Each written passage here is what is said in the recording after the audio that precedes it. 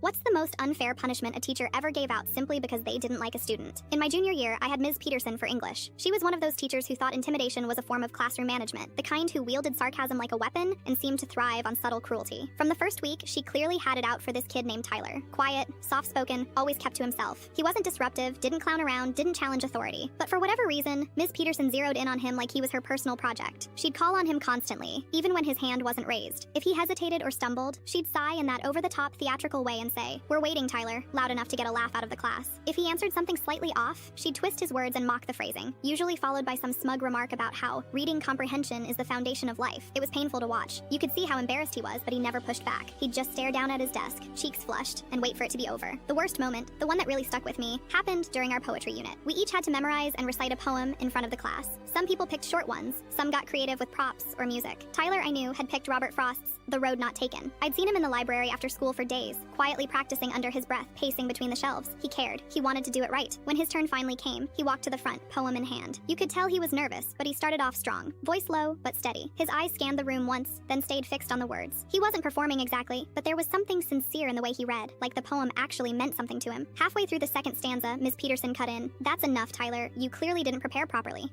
No explanation, no mercy, just like that. The room went dead silent. Tyler froze, still holding the paper in front of him. He hadn't made a single mistake, not one, but she dismissed him like a child who'd broken a rule. He walked back to his seat slowly. He didn't say anything. Nobody did. After class, I heard him in the hallway, trying not to cry while talking to the school counselor. His voice was shaking. I didn't hear everything, but I caught enough. Apparently, Ms. Peterson had known Tyler's mom. They were friends once, years ago, until something happened that ended things badly. Tyler didn't even know the full story, but whatever happened between them, Ms. Peterson decided to take it out on him. The next day, Tyler didn't show up, or the day after that. A week passed before he came back, and when he did, he looked smaller. Shoulders hunched, eyes on the floor. He stopped speaking in class altogether. If called on, he'd mumble a one-word answer. Sometimes not even that. Nobody really talked about it after. Ms. Peterson kept doing her thing, and we all learned to stay quiet, but that moment never left me. The way she stripped his confidence in front of all of us, the way she twisted her personal grudge into a weapon and aimed it at a kid who had done nothing wrong. 3 years later, I ran into Tyler during college orientation. I almost didn't recognize him. He'd grown taller, his hair was longer, and he carried himself differently. Still soft-spoken, but steadier. We got coffee and caught up. Eventually, the conversation drifted back to high school. I brought up Ms. Peterson, unsure if I should, but he just nodded. "Yeah," he said quietly. "She wrecked me for a while." I ended up needing therapy after that year. Couldn't even walk into a classroom without panicking. There was a pause, then he smiled. "But I'm doing better now. I'm majoring in education." That surprised me. I asked him why. He sipped his coffee and said, "Because I want to be the teacher I needed back then."